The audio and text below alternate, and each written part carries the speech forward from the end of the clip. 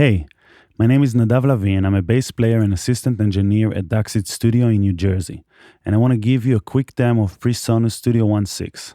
I especially want to get into some of the features that I found great for mixing bass. I'm going to show you a few other things later. Making a track for Bass Magazine, I wanted to get an interesting sound out of the bass and make sure it jumps out of the mix on small speakers or an iPhone. This was a great excuse for me to try out a ton of different stock effects on the bass channel. Let's take a look and see what I did there. Let's start by listening to the bass in solo.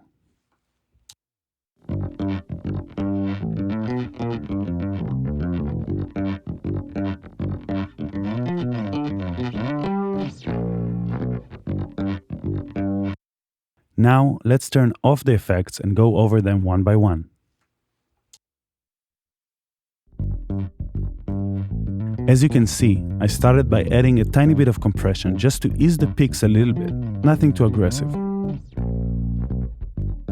Then I moved on to shaping the low end using the EQ. As I mentioned before, I wanted this track to sound great on an iPhone, so I allowed myself to get rid of the ultra lows quite harshly to make room for the rest of the frequencies to be affected by the rest of the effects chain.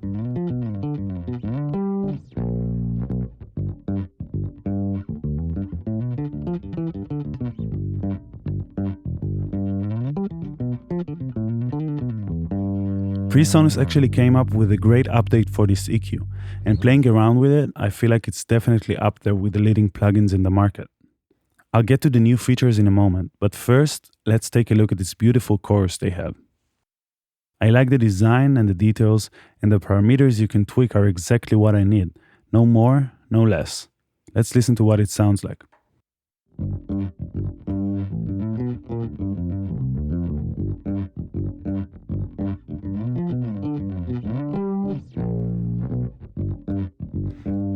Finally, I used this pedalboard to add some distortion. This is just to make sure I'm pushing through everything else in the mix. Let's play around with the knobs and hear how it colors the sound.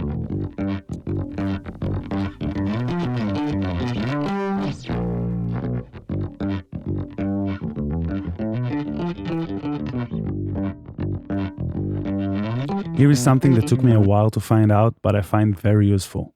You can move around between the effects in the chain just like that. Super handy when I want to move quickly and tweak some stuff.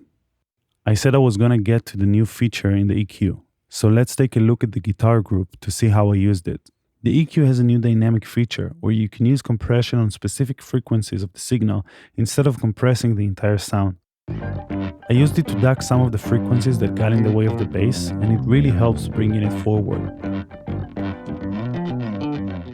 Here are some of the new features on Studio One 6. You can now edit video and actually record to a video on Studio One 6. You can also customize the editor so it only shows the tools that you actually need for the certain type of work that you're doing.